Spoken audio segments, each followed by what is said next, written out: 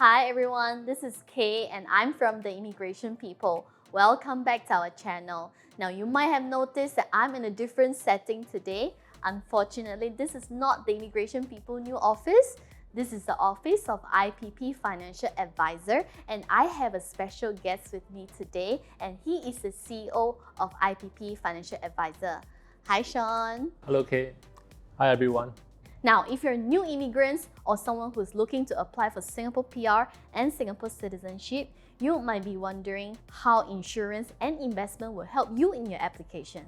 How do you look for a good financial consultant to advise you? And who do you look for help in this area? Or you might be wondering, what are the differences between insurance and financial consultant? And last but not least, if you're ever considering to become a financial consultant, are you qualified and how do you go about it? This is the reason why we have Sean today because we have so many questions to be answered. Without further ado, let's get started. Now, Sean, I have seen your logo for the longest time along Anson Road, but I have no idea what does IPPFA do. Do you mind to share a bit about IPPFA? Yeah, sure. Thanks for the question.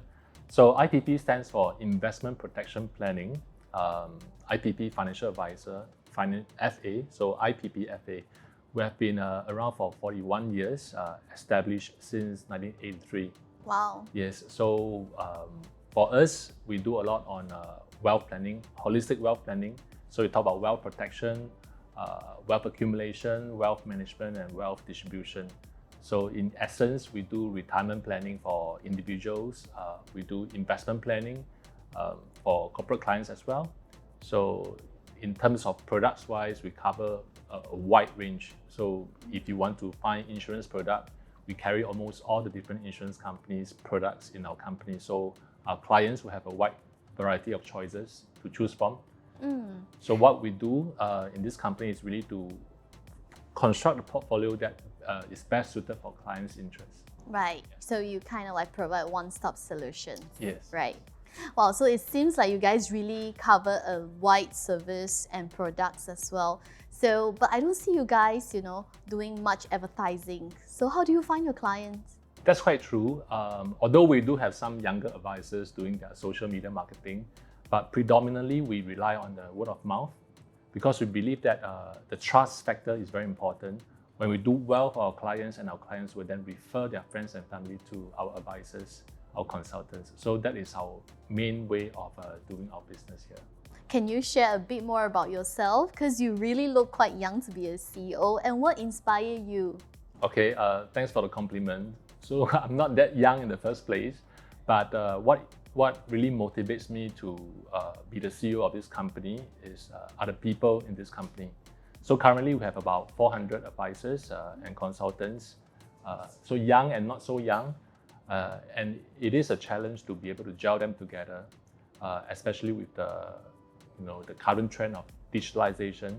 So we need to be updated with the market and our IT systems, our marketing, even our incentives, but most importantly, what we offer to our clients, the value additions that this company has to offer to our end clients, that's most important. So as part of a business succession, leadership succession, so the shareholders of this company appointed me since the start of this year to take over the reign of this company to help it improve and hopefully get a better result than last year and the year before. So how long you have been in the industry yourself? Also for myself, I've joined the financial services industry since I think the year 2002. Okay, so that shows that I'm not that young anymore. Okay, so 20 over years, and but in IPP it has been since 2008, so about 16-17 years right now. Wow. Actually, I know a bit about your industry and I understand that this is a very competitive space. Yeah. So how does your financial consultant differentiate themselves with the rest? That's actually a very good question because indeed in Singapore there are many financial consultants in the market. So for IPP, we pride ourselves on training our advisors. So we put a lot of effort into our training program, and that every advisor who goes out and meet the clients are backed by a dedicated investment team. So for people who wish to do retirement or investment planning, many consultants can say that I will help you find the best funds and all that, but they may not have that dedicated investment team to look into their investment portfolio on a daily basis. So we have that kind of support in the back end. So when we go forth and meet our clients, we do not go as an individual, but we have the backing of this whole team behind us in the back end. That's one thing. And to stand out in the market, our advisors in general, compared to the rest of the market, are more qualified in terms of their industrial as well as academic qualifications. So we have quite a few PhDs in the company itself and quite a few master's holders, even though the minimum entry level is diploma holders. So we want to do better than that, to be more professional in the market. Right. So professionalism and our ethics should be the one that stand out in the long term. Yeah, some of my clients might be wondering if they are foreigners and a PR, can they really apply to be a financial consultant as well? Yes, I think that is possible. Singaporeans and PRs, no issue, especially when they have the minimum qualifications in terms of academic qualifications. As I was saying, is diploma holders. They also need to be 21 years old and above, so that is a minimum age requirement. So Singaporeans and PRs, males or females, totally fine. Having said that, foreigners do face a bit of issue because they need to be an employment pass holder, and that it really depends on MOM whether they approve their EP. Yes. Now, talk about financial consultant. I actually know someone from IPPFA, and we did an episode together. Not sure if you have seen it. Her name is Elena. Oh yes, Elena. I know her. Yes.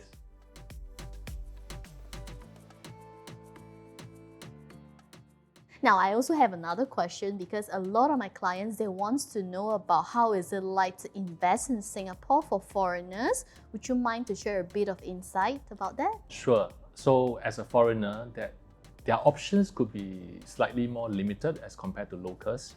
So first of all, foreigners, they have to have their funds, their money in Singapore before they can invest in anything here. And physically, they have to be in Singapore to be able to meet a financial consultant from IPPFA and to discuss the possible options where they can invest their money. Yeah, I know a lot of my clients sometimes, they would just invest in Singapore and then they want to apply for permanent residency. Is there anything that they should take note of? Is there any product that, they can't buy or? Well, this one we have to really check into their personal information. We need to know our client. We call it KYC in this industry. There could be some countries which could have limited options, but usually what we advise a newcomer into Singapore to buy is actually one of the plans is hospitalization plan, because medical bills can get quite high in Singapore. Right. So if they plan to stay here for a long term, a good one to start off with, the insurance plan would be a medical one, which is a hospitalization shield plan, we call it. Yeah. Right. So do you have some tips for our viewer on how they can choose a good financial consultant? Well, I guess they need to make sure that they are able to communicate with the consultant that they choose, because they have to review certain intimate details about their family members, the family structure, about how much they earn every month, how much they have in the bank account. So they need to find someone they're really comfortable with, someone they can click, so to speak. And definitely this consultant must be able to show that he or she is able to do a professional job. So besides just building friendship, he or she must be able to show that they are able to find the right products, various options for the clients to choose, but ultimately the right products to best suit the client's needs. Speaking about being a financial consultant, do they need to take certain exam or some licensing involved? Yes, definitely. So besides the minimum diploma or A-levels that they need to have, they also have to pass certain regulatory papers that is mandated by MAS. So depending on the type of products they want to market in future, 4 to 6 papers they have to clear first before application, before the application to MAS to become a financial advisor representative. Right. Do you guys provide training or coaching for them? Yes, we do. So our managers will provide one-to-one coaching We also hope to hold classes in future that will gather all these newcomers or consultants to be together so that we can have this classroom of new advisors to train. Now, normally how long does it take for someone to complete all the papers? Well, it really depends on the aptitude of the candidate in the passing papers. So the fastest we have to clear like 4 to 6 papers could be within 1 month. But we also have some candidates who might fail and have to retake, so that take about 4 to 6 months before they pass all the necessary papers. Well, thank you for sharing so much. Yeah, you're welcome to join us to take the papers. Now, Sean, if I have some money and I would like to invest, what's the difference between approaching your financial consultant and going to some insurance agency or even to the bank? That's a very technical question actually, because it really differentiates the different kinds of consultants in the industry. So by coming to IPP consultants, you will be exposed to really one of the widest range of financial services products. So for example, if you want to buy an insurance product, we carry almost all the different insurance company products within IPP itself. But if you were to approach an insurance agent from any insurance company, they are what we call tied agents, which means they can only represent that insurance company's products. So the options you may not get as much as if you were to come to us. And if you have to go to a bank, usually a bank will tie up with 1 or 2 insurance companies to market their products exclusively. Again, as I was saying, the options may not be as wide as you were to come to us.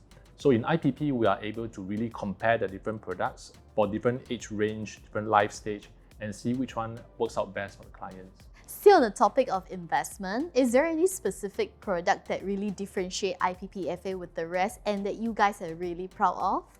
Yes, I'm so happy that you asked that question, because indeed we have a portfolio called the Eagle Eye portfolio within IPP, which is managed by the investment division I was mentioning to you just now. So 24/7, the investment staff will be looking after this portfolio's returns. And thankfully, we are among the top performers among the fund management industry, because this fund of fund has consistently outperformed the benchmark in the past 9 years. So we're very proud to have this fund. We're very proud of our investment division, and our advisors are very proud of this Eagle Eye portfolio, which they carry in their briefcase, when they go and meet the clients.